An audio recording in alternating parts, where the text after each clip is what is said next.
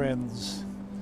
David, for all his failings, a man truly who had feet of clay, believe it or not, was a man whose heart was towards God.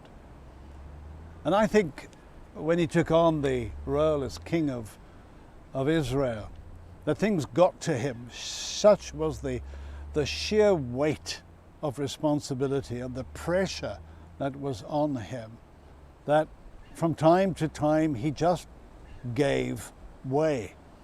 It's a very human reaction. And one of the things that however remained constant, that his heart was truly towards his God. And when Nathan the prophet came to him and said, "David, you have sinned grievously before God and against Uriah and of course Bathsheba," David wrote Psalm 51, which, to be honest, is one of the most beautiful psalms in the book of Psalms. "Have mercy upon me, O God," he says, realizing just the depths to which he had stooped, unacceptable depths. And he kind of comes to God as the only one who can help him in his desperation. And it is a cry for help, a plea for forgiveness. And then he says this, "Cleanse me with hyssop, and I shall be clean. Wash me, and I shall be whiter than snow." He realizes that his life has been polluted by seriously bad choices. And then he goes on to pray in Psalm 51, "Create in me a clean heart, O God, and put a new and right spirit within me." Yeah, there's something very attractive there. A man of many sins, of many failings, and yet who knows at the end of the day that he really does need God. How is your heart? Guard your heart, says the book of Proverbs.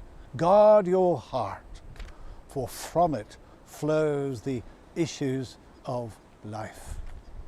And Jesus says in the Beatitudes, "Blessed are the pure in heart, for they shall see God." I honestly think that's where David wanted to be.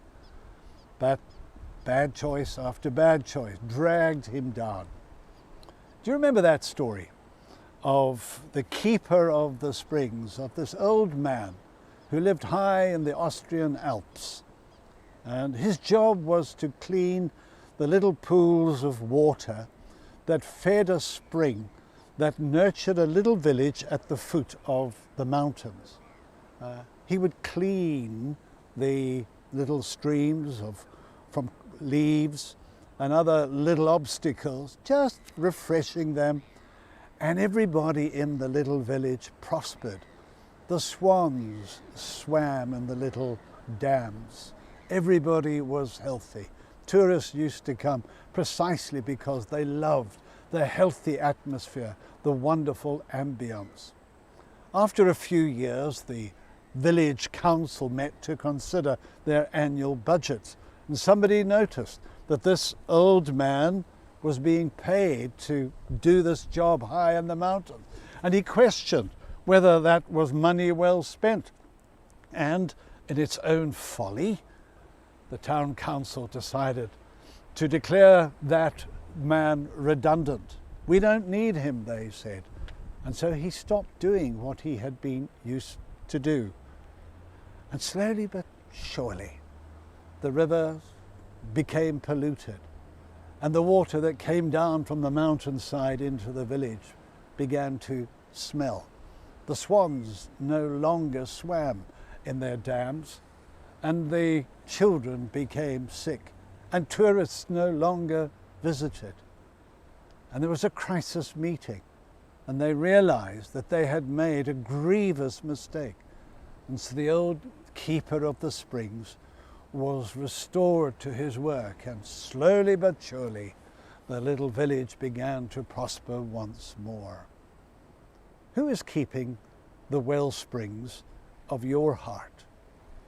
David so desperately wanted to be clean and pure before God. Create in me a clean heart, O God, and put a new and a right spirit within me. It's a prayer that you and I ought to pray many, many times and ask Jesus to be the keeper of our hearts. For from our hearts flow everything that is worthwhile. When Jesus is allowed to do a deep and abiding work in our souls. God bless you.